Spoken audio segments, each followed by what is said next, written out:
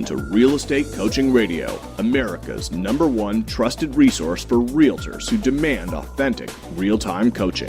Starring award-winning real estate coaches Tim and Julie Harris. Get ready for unfiltered, full-strength honesty about what is truly working to get you into action and make you money in this new real estate boom. Now to our hosts, Tim and Julie Harris. Welcome back to Real Estate Coaching Radio. We are broadcasting live from lovely Austin, Texas. And Julie, welcome to today's radio show. Thank you. It's always my pleasure to be here and share the call with you. It's going to be an exciting call today, so I'm looking forward to that. Yeah, and actually it better be exciting call. We better be on our game because the topic, Julie, is how to be motivated and focused every day. Right. So it's going to be hard for us to be sharing with them tips on being motivated if we're not being motivational. So let's make sure we're on our, Exactly. We've both had a full cup of full octane coffee. Agreed? Mm-hmm. You got it. So before we get to today's topic, and again, guys, it's how to be motivated and focused every day. And this is something that we are going to be able to present to you on today's radio show. And we've condensed these points into three primary focuses, which I think all of you will be able to embrace and put into action immediately.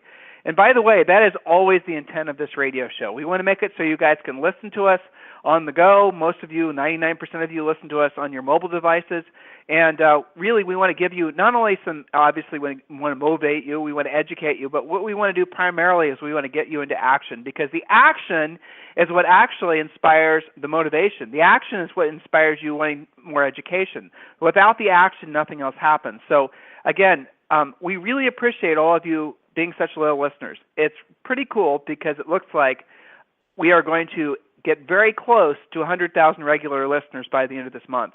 Now, that's amazing considering the fact that just, well, it was a few months ago, we were hovering around 50,000. The increase in listeners, guys, is coming from your sharing. We can track that. We see that you're sharing the radio show replays. We see that you're sending them around to other agents, and we really, really sincerely appreciate that. It inspires us, it motivates us to continue doing this and obviously do it at a higher level so we can provide you guys with more practical, actionable items to put you into action, help you make money. So the topic of today's radio show, again, is to how to be motivated and focused every day. Julie, before we get to that, anything interesting from your coaching schedule, anything you'd like to share with the listeners? I know you've had a handful of coaching calls today, and I've eavesdropped on some of them. Sounds like you were having some interesting conversations. Yes, very interesting conversations, all of them based on the value of being a great listing agent with maintaining your listing inventory. A lot of these listing agents that we've built over the months and over the years, they've gotten really good at it, but they're seeing their listings sell a little bit faster, especially if they're in a kind of a low inventory market. So one of the things that we do is we take their total number of listings they have, we see how many listings they sell per week, and we calculate exactly how long it will be before their inventory disappears. That typically motivates them to get cracking on their lead follow-up, their prospecting, their marketing, and build their listing inventory, because you actually can calculate based on your numbers, making your business somewhat predictable, when you will become listless. And we don't want that to happen to any of our clients, future clients, et cetera, because as inventory drops for some of these guys, not everybody, then the pressure's on to maintain that, and you got to really keep an eye on your numbers. So a lot of my calls had to do with that today. How about you? Absolutely. Well, same thing. And really, I'm trying to, I've had some coaching calls with our coaches today, and one of the challenges that they're having is keeping their clients that are suffering through kind of a harsh winter, same as last year, motivated, right, focused, and getting them to be encouraged enough to realize that spring's just right around the corner.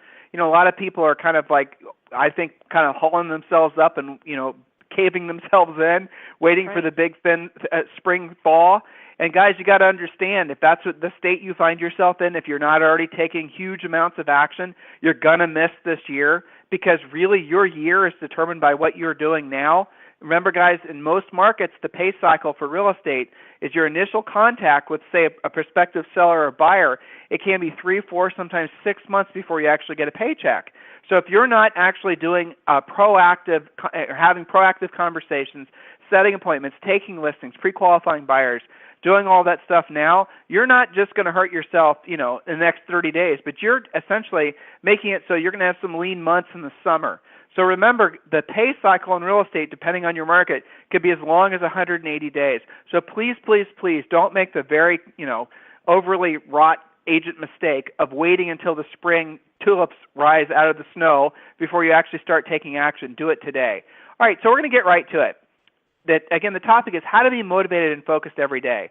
Most people become agents because they want, what do they want? Why did you become a realtor? Chances are it's because you wanted to be your own boss and have the perception of control of your own schedule. That's something that you hear a lot from new realtors. I was tired of having a boss. I wanted to do it myself. That's fine. And the second prominent reason that you hear a lot of people saying they wanted to become realtors is they don't want to be told what to do or when and how to do it. You know, again, kind of hand in hand with the first point, but that one's even uniquer because you don't have the idea is that you won't have anyone telling you what to do.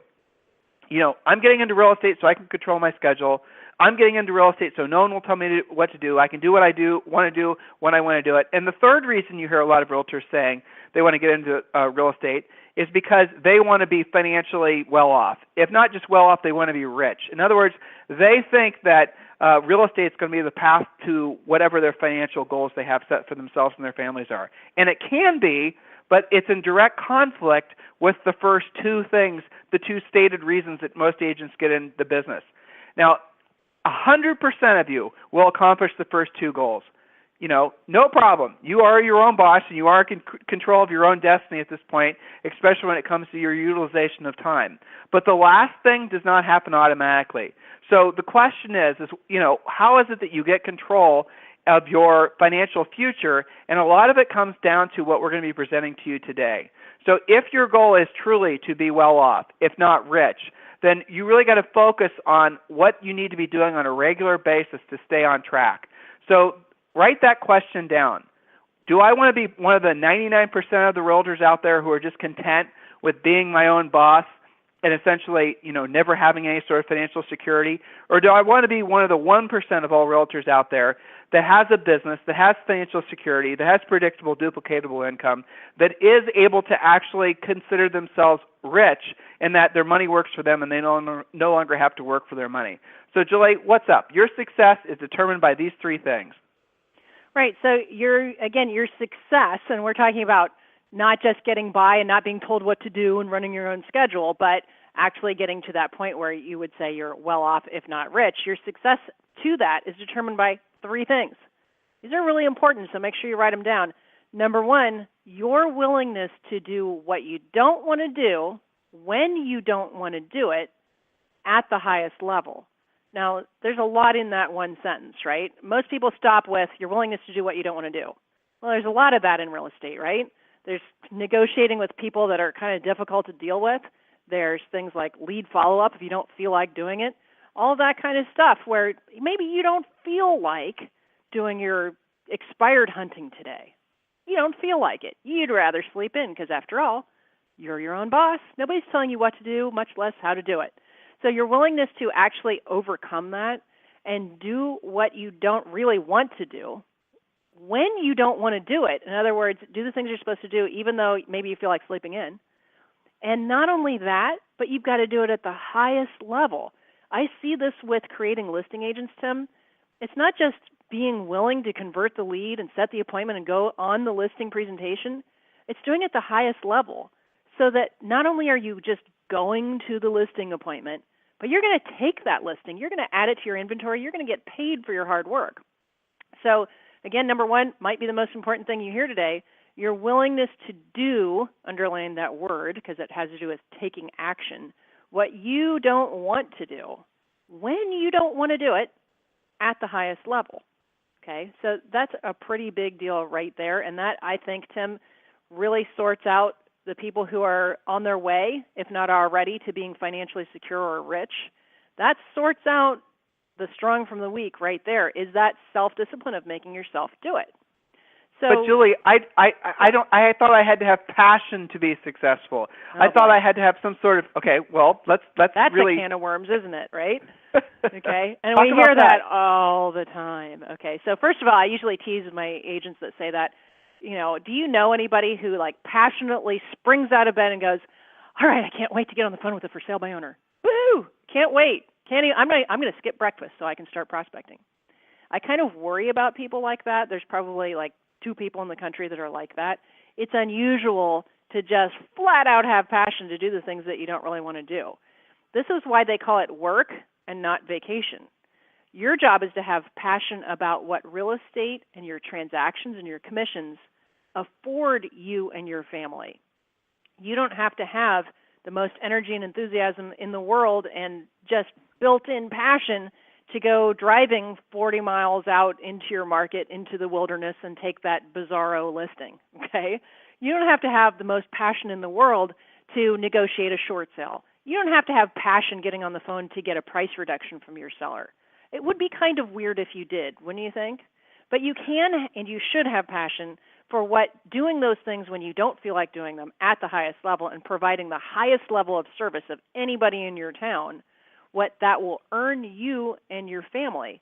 That's where the passion comes in. It's okay if you don't have built-in passion about real estate. I have people that do and I have people that don't. Most people are not naturally passionate about real estate. I ask them, how many people do you think when you were in kindergarten and the teacher said, what do you want to do when you grow up? Did anybody say be a real estate agent? Probably not. We were all going to be doctors, firemen, and the president, back then. So it's okay. Absolutely just let that melt away. It's okay if you don't feel overwhelming passion about your real estate practice every single day of your life. That would make you normal. Julie, talk a little bit about also staying on this first point, because it really is so critical that agents embrace this. Talk about the fact that a lot of agents only get results when they feel a certain way. Yeah, well, that's kind of a scary thing because they're allowing their emotions to determine their income.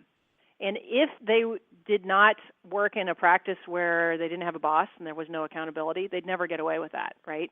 If you had, quote, a real job and you went rolling in going, I just don't really feel like working today because I had kind of a bad day yesterday and I'm just not feeling motivated, you get fired, okay? So it's only because you are an independent contractor that you get away with that in the first place. Okay, so work against only making money when you feel like making money. And this is actually kind of a weird mind trip to think about, Tim, because if you think about it, taking action, and I always hear Rory's voice in my head, our old broker, that said, having a bad day, you know how you can cure it? Go take a listing. How did you feel then? You always feel like you're on top of the world when you're doing a lot of business. And yet sometimes you're not doing a lot of business because you're not feeling on top of the world. It's one of those chicken or the egg situations where the only answer to this, the only solution, is to take action, and then you'll cure yourself of that. There's an old quote, I can't remember who said this originally, but they said, when you pray, move your feet, meaning take action. So yeah, determining your income by how you feel on a daily basis, not really a business plan. Well, point one and point two really go hand in hand. That's the reason I wrote them that way. I mean, your willingness to do what you don't want to do when you don't want to do it at the highest level, that's critical. And, the second point being embracing the fact that repetitious boredom pays off. That's the next point we're getting to. So, Julie, what do we mean by that? Embracing the fact that the repetitious boredom pays off. Yeah, repetitious boredom pays off. This is in terms of both marketing and prospecting and lead follow-up and lots of the things that you do in real estate. So if you think back, if you look at what you have pending right now, or if you don't have anything pending right now, your best month that you can remember, what created that business? It was probably the repetitious boredom of your work 60 or 90 days ago. Not working today and embracing that repetitious boredom, doing what you don't want to do when you don't want to do it at the highest level, really what you're doing is you're ensuring that you're not going to have a commission check 30, 60, 90 days from now if you don't embrace repetitious boredom today. It's normal in a work situation, a non-vacation situation, that you're going to have some repetitious boredom. That might constitute, one of the things that our clients are doing right now is cleaning up their database from last year. They're updating their center of influence list. That's kind of repetitious boredom, data entry, doing some calls, seeing who moved. Even your lead follow-up, where you go through 10, maybe you got 10 internet leads that you need to embrace and find out what's going on with them. That can be boring. You're using the same script over and over. You're using your pre-qualification scripts. And especially this, I think, really, Tim, this shows itself both with our newer agents, but especially with our grizzled veterans that just kind of get bored sometimes. And they forget that it's the repetitious boredom that drives their income. You should embrace repetitious boredom. Sometimes when we had our real estate office, we had that posted on our wipe-off board, repetitious boredom pays off. And we used to, some days we would call it working in the coal mine, where it just seems like you're shoveling all the time. And are you getting through that tunnel? Is there a light at the end of the tunnel or not? But I'll tell you, if you don't embrace repetitious boredom, you're ensuring that there's no light at the end of the tunnel. Does that make sense, Tim? Yeah, and this all goes back to the fact that most agents get into business because they don't want to have any accountability. They don't want to feel like they have a boss, and so as a result, they have neither. They aren't their own bosses, or at least they're not holding themselves accountable to doing certain things, and so it becomes a lifestyle. What happens is this kind of mindset of not doing what you're, essentially doing the easy stuff, not doing the stuff that you don't want to do, waiting to feel a certain way before you actually do anything, avoiding anything that's boring, all those types of things, that starts to make its way into other aspects of our lives. You'll, see and this is the next point, by the way, so I'll just go right into it. You must know what your personal, point number 3, you must know what your personal early warning signs are. Now, what are early warning signs? And here's just a quick analogy. Those of you in California will certainly understand this. Seismologists. So, these scientists that study the movements in the crust of the earth and to determine basically if there's going to be an earthquake. And if there's going to be an earthquake, how big of an earthquake it's going to be. There's tremors that go on constantly on the surface of the earth. And then, again, these seismologists can look at the frequency of these tremors, the intensity of these tremors, and based on that, they can ascertain how big of an earthquake, if there's going to be any sort of noticeable earthquake at all, right? You guys are familiar with this. It's, earth science class in probably the 5th grade. So the reality of it is we have certain, we can be our own seismologists of our own selves to determine if we're starting to show any early warning signs of having some sort of, big cataclysmic earthquake of our own creation, by the way. And so it comes down to the mastery and the acceptance of you have to have 3 to 5 things that you're going to do every single day, and you're going to do them at the highest level every single day. Now, these 3 to 5 things, here's the idea. You have to have those things written down on a piece of paper, posted on your wall, and you have to write above it, these are my early warning signs. If I'm not doing all of these, at the highest level, I'm setting myself up for some sort of big incident. And that's what happens, guys. So we'll give you an example. We started today's radio show out by talking about the fact that there's, depending on your market, from an initial contact to actually receiving a paycheck, there could be as long as a 180-day cycle.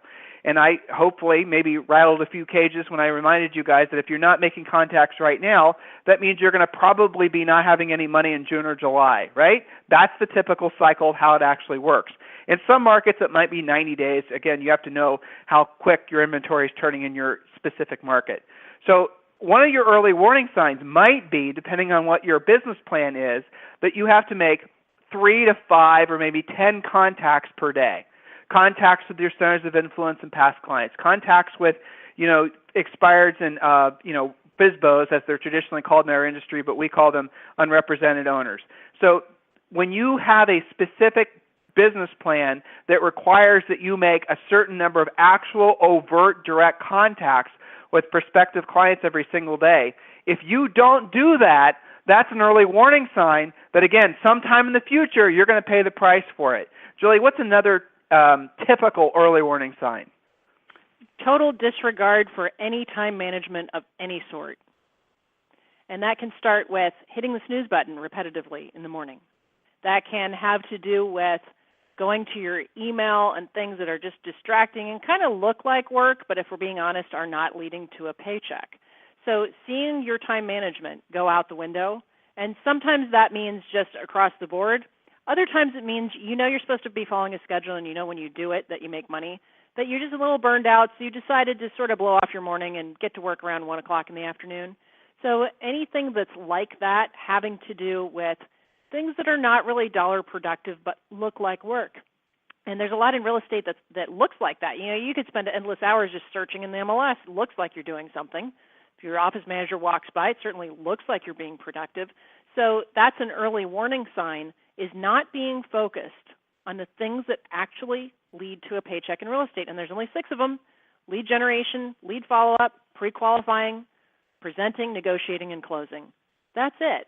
So if it's not on that list, especially if it starts with the word tweaking, you might have an early warning sign that you're falling off of your own income wagon here.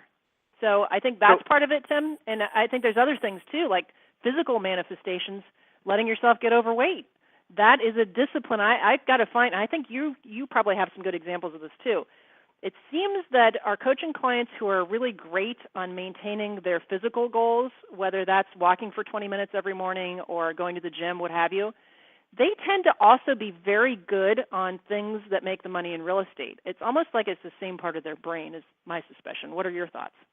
Well, exactly. But it's all the discipline of essentially doing what they don't want to do when they don't want to do it at the highest level. And oftentimes, I mean, Julie, you and I get up early in the morning, and we exercise every morning. In the past 2 weeks, how many mornings when the alarm's gone off, have you actually felt like getting up and going exercising? Zero. It is the very definition of having to do something when I don't want to do it at a high level, when I really absolutely don't feel like doing it.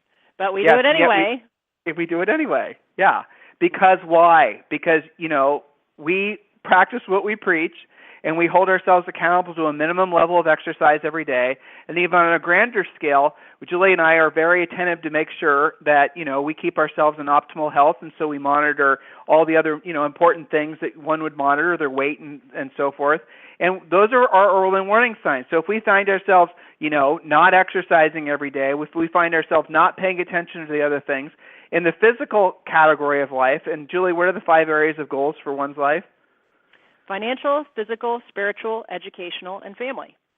Right. So if we find ourselves, sliding in one of those categories, then it's a surefire sign. Now, guys, listen, we're your business coaches. Our primary objective is to make sure you're making money, staying focused, building a business, being of service to other people.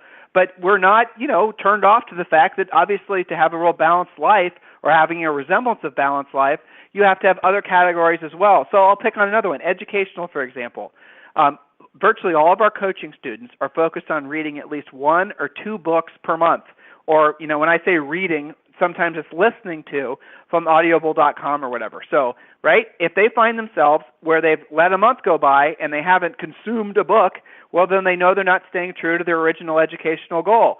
And when you're setting that specific goal, you should go ahead and choose the books ahead of time that you're going to be reading or listening to and write them on a piece of paper and scratch them off after you've actually listened to them or read them. And guys, keep it focused on what you're reading, keep it focused on self-improvement, and keep it focused on helping you build your business, because then you'll be essentially creating your own virtual mastermind of people that are reinforcing the path that you're on. Julie, you've got family goals that are very clear-cut. Talk to them about that.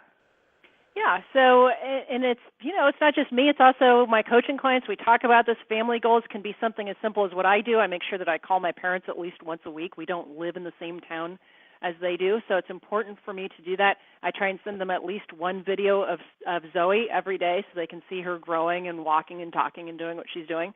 So I've also had coaching clients, especially, we have a lot of clients that have a lot of kids, and that's great. They set a goal where they say at least 3 days a week we're going to sit down and have dinner as a family. A lot of them have that goal. Some of them, one of their goals is to start homeschooling. I hear lots of different things. Whatever is most important to you, the important thing here is that you've thought about it, you've discussed it with your family, you've set it as a specific goal, and you're implementing it and sticking to it. Because remember, Tim, the difference between somebody having a dream, like, it'd be nice to have more family time. That's just a dream. That's something a lot of people say. Versus a goal, which is measurable, specific, time-dependent, written down and posted. That makes the dream a goal, which is a dream with an action plan, meaning you're taking action, you're implementing. So that's the difference. If somebody says my goal is to start having dinner as a family, well, how do you implement that? You decide which days, what time of day, who's going to fix the meals, who's going to set the table, and you actually implement that. Not so different than deciding how you're going to handle your lead generation or anything else in your real estate practice. So the interesting thing, Tim, I think, is when people take the time to do the goal setting and put a plan behind it, it starts to affect everything they do, because it becomes really difficult to be disciplined in one thing but let another thing slide. Is that what your experience has been too? Absolutely. And so guys, remember, financial, physical, spiritual, educational, family. Those are kind of the those are the main goal categories of most people's lives. And when you're choosing what your 3 to 5 minimum standards are going to be, start with those thoughts of thinking, what are my financial minimum standards? What are my physical minimum standards? My spiritual, my educational, and my family. Now, you don't necessarily have to have minimum standards in every one of those categories. Don't think that that's what we're asking you to do. But in order for you to avoid earthquakes and have, basically in your life and in your business, you really, truly have to be sensitive to the fact that once you say, for example, you're going to exercise every day and you don't, well, that's an early warning sign. When you say you're going to set an appointment every day, and if you don't, that's an early warning sign. If you say you're going to, basically have a better relationship with your family, and you find yourself not having dinner with your family, that's an early warning sign, you see? So enough early warning signs are the same thing as enough little tremors from your seismology graphs, if you will, and then that's going to lead to potentially a very harmful episode somewhere in your future, financial, physical. Guys, don't make it so that you're going to allow this year, which should be your best year, not just in your business but in your personal lives as well. Don't let this get by you. Take responsibility. Write down what the 3 to 5 things are that you are going to now hold yourself accountable to as a minimum standard. Write those on a piece of paper, post them everywhere, and check yourself against those things every single day. Now, I'm going to give you guys 2 homework assignments from today's radio show. Number 1, and I know a lot of you guys are loving this service, and I certainly do as well. I want you guys to go over to mojosells.com. Mojosells.com is a fantastic system for those of you who are ready to actually be proactive about taking listings. We've interviewed the owner of Mojo Sells before.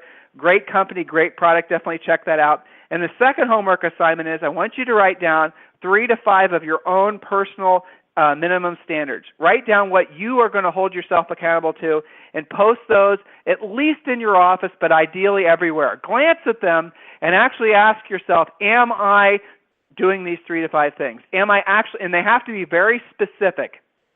Don't do big sweeping generalities. Did you exercise for a half hour today? Did you tell your wife and your kids that you love them today? You get the idea? So they have to be very, very specific things. Overgeneral that you can't really hold yourself accountable to, whether you're just going to be like 99.9% of the other realtors out there that basically have no accountability, don't have a boss, don't have any specific plans or goals, and as a result of that, they never accomplish the third major goal that most agents state that they have of being financially well off. Embrace the fact that you guys are in the right place at the right time. Embrace the fact that we're at the very beginning stages of what's going to be a 10-year bull run, one of the best real estate markets of our lives, and do something about it. Take action on it. If there's anything we can do for you, go to freecoachingcallsforagents.com, freecoachingcallsforagents.com, or just hop on over to timandjulieharris.com and enroll in one of our coaching programs. In the meantime, we sincerely appreciate your time on the radio today, and we'll talk with you on the radio tomorrow. This program has been a presentation by Tim and Julie Harris, Real Estate Coaching. For more information on our real estate coaching and training programs, visit our website at timandjulieharris.com. Remember to tune in weekdays at noon for upcoming shows, and until next time, thank you for listening to Real Estate Coaching Radio with Tim and Julie Harris.